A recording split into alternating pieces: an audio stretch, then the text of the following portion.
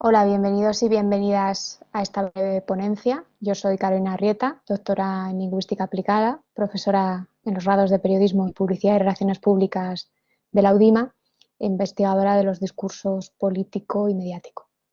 A continuación voy a compartir mi presentación. En esta charla, titulada Estrategias pramalingüísticas con finalidad persuasiva en titulares y entradillas de medios digitales españoles, voy a comentar los avances de mi estudio sobre los titulares de prensa. La motivación principal para estudiar esta unidad de información es porque, como dice Nadal Palazón, se trata en muchas ocasiones de las únicas secuencias leídas por gran parte de lectores y, desde luego, la más leída por la totalidad de estos. El triple objetivo de este trabajo es, por un lado, y tal vez de modo más genérico, contribuir a la caracterización de los titulares y, desde luego, del discurso mediático en su conjunto, y, por otro lado, de modo más específico, observar los mecanismos pragmalingüísticos y con finalidad persuasiva más utilizados y, además, realizar una comparación inicial entre medios de distintos caracteres y fines. Para ello parto de varias ideas fundamentales que enmarcan teóricamente mi trabajo. En primer lugar, tomo de Stuart Hall, Bennett y Scannell la idea de que los discursos producidos en los medios de comunicación, y específicamente en los periódicos digitales españoles, tienen una doble función, la informativa y la persuasiva. Creo que el proceso de digitalización que han sufrido también los medios de comunicación y que sin duda ha afectado a su modelo de negocio a través de una mayor dependencia de todo aquello de lo que podían depender, publicidad de distintas compañías, número de suscriptores, inversores y hasta deudas bancarias, no ha favorecido la independencia informativa de los medios. Ante esta situación, el titular de periódico ya no solo es un resumen de lo que vendrá en el texto, si es que alguna vez ha sido solo eso, sino el elemento que puede atraer el clic que haga aumentar el tráfico de visitas, el que consiga la suscripción del lector curioso o de aquel ávido por formar parte de una comunidad ideológica afín. Por todos estos motivos, se presupone una carga persuasiva al titular, que no solo funciona como resumen del texto, sino que orienta al lector en la interpretación de este. Por tanto, los titulares de prensa cuentan con una serie de rasgos formales propios, condicionados especialmente por la economía discursiva, y aunque no son numerosos, hay algunos estudios que se centran en describirlos, como ya hizo Alarcos Llorach en la década de los 70, y como más recientemente han hecho Van Dyck desde una perspectiva teórica, Nadal Palazón, que realiza una descripción del panorama hispanohablante, o Cervera Rodríguez, que analiza los titulares en artículos de opinión. En este estudio me he centrado en los recursos pragmalingüísticos que pueden ser relacionados con fines persuasivos, casi siempre porque logran enfatizar o mitigar algunos significados y por tanto consiguen un efecto en la interpretación de los lectores. Los recursos son lingüísticos, pues las estrategias pertenecen a alguno de los planos de la lengua, y son pragmáticos, porque estas estrategias representan respuestas pragmáticas al contexto del titular, como es la restricción de espacio, la relación con el texto que titulan, los conocimientos previos del potencial lector o la ideología del medio, del lector o del propio redactor. Para la realización de este estudio se han seleccionado un corpus de 300 piezas periodísticas, cada una con su titular y su entradilla, entre las que se incluyen noticias y artículos de opinión de 5 medios digitales españoles. Los medios se han seleccionado de acuerdo al mayor alcance y según variedad de criterios, de distintas líneas editoriales o adscripciones ideológicas, si son versión en papel o son nativos digitales, distintas modalidades de suscripción por pago o gratuitas, y considerados prensa seria o más sensacionalista. El resultado son los medios digitales del País, El Mundo, El Diario.es, El Confidencial y The Huffington Post, este último como ejemplo de medio de carácter más sensacionalista. Las piezas periodísticas seleccionadas se corresponden con 4 eventos que se han considerado de interés alto para la sociedad española en el curso de 2020, la proclamación del estado de alarma por la crisis de la COVID-19 el 13 de marzo, la salida de España del rey emérito don Juan Carlos I el 4 de agosto, la moción de censura al gobierno planteada por el partido político Vox en el Congreso de los Diputados 21 y 22 de octubre de 2020 y las elecciones de Estados Unidos del 4 al 7 de noviembre, fecha en la que se da a Joe Biden por vencedor. Las estrategias pragmalingüísticas que se examinan pueden clasificarse en 6 grandes grupos: alteración del orden sintáctico para la focalización de ciertos segmentos, con el mismo objetivo el uso de pausas, incisos y estructuras parentéticas, elementos de carácter enunciativo como las citas, las elipsis, entre las que se encuentra la de sujeto, y los recursos léxicos y semánticos que por supuesto podríamos llamar léxico-pragmáticos y semántico-pragmáticos. Si pasamos a ver los resultados de uso de estas estrategias según el tipo de medios,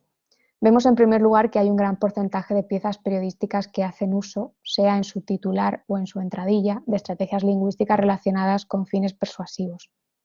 Me ha llamado la atención que la mayor brecha dentro de los opuestos que he analizado, prensa seria versus sensacionalista, por suscripción o gratuita, medios tradicionales o nativos digitales, llama la atención, como digo, que la mayor brecha en el uso de estrategias se produzca a favor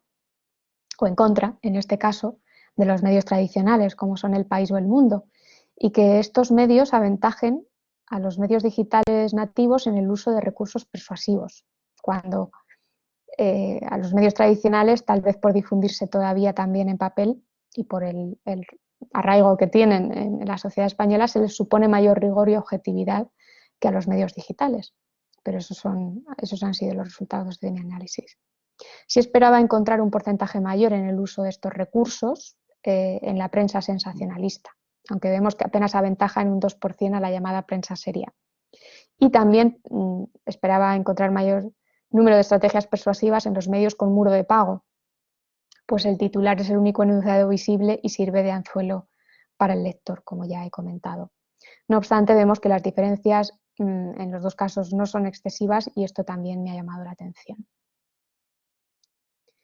En relación con las estrategias, los resultados indican que la elipsis es la estrategia que puede ser asociada a fines persuasivos más utilizada, y en ella es especialmente importante la estructura nominal, que omite la información normalmente expresada en el verbo, de tipo argumental, circunstancial, temporal, modal y aspectual. Por supuesto, la economía discursiva influye mucho en la elección de este tipo de estructuras, pero el efecto persuasivo que tiene en el lector es importante. Al carecer de las marcas temporales del verbo, el hecho se plantea como una noción, como algo ya conceptualizado, tal y como indican Fuentes y Alcaide, y por tanto como una noción ya incluida en el conocimiento común, como un presupuesto. Las pausas o incisos sirven para enfatizar la importancia del segmento que acompañan y son las segundas estrategias más utilizadas por los medios. El tercer puesto lo ocuparían las citas directas, un recurso que permite al redactor distanciarse de las palabras de los protagonistas del titular,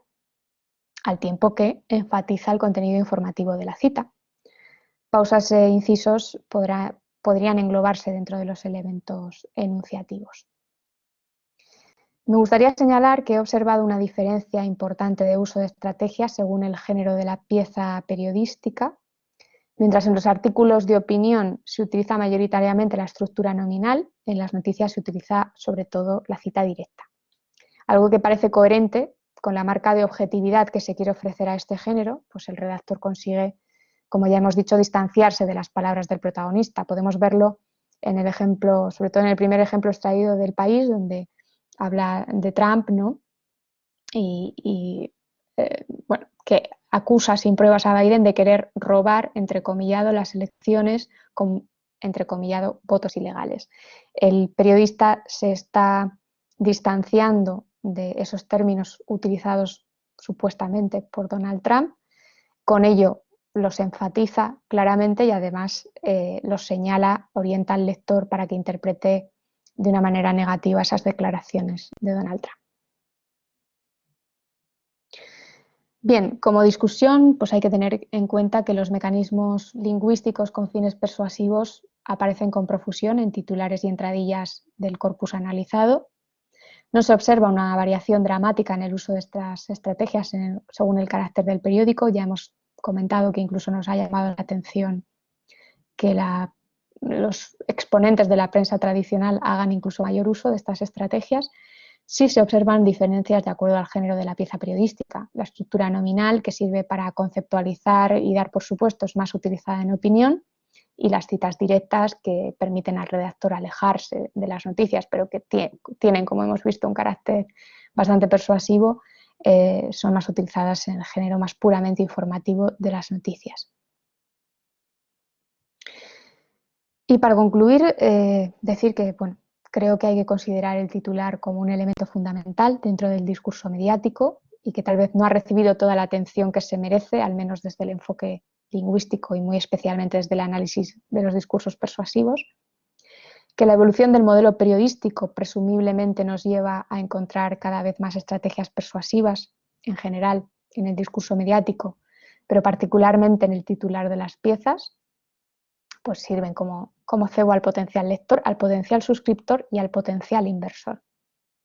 Que por todo esto los titulares de prensa son un corpus muy productivo para el estudio de estrategias persuasivas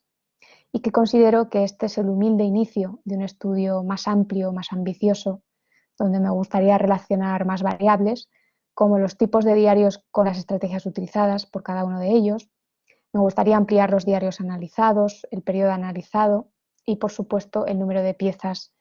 para obtener de este modo más datos sobre las estrategias utilizadas por nuestros medios de comunicación y también para obtener información